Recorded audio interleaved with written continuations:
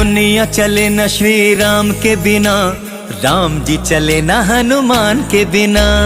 दुनिया चले न श्री राम के बिना, राम जी चले न हनुमान के बिना।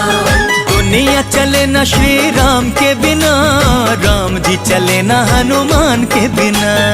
दुनिया चले न श्री राम के बिना, राम जी चले न हनुमान के बिना। हाँ, दुनिया चले न श्री राम के बिना, राम जी चले न हनुमान के बिना।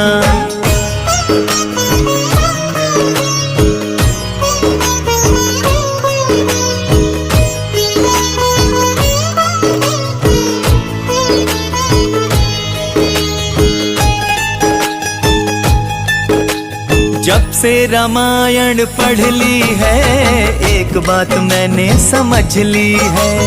जब से रामायण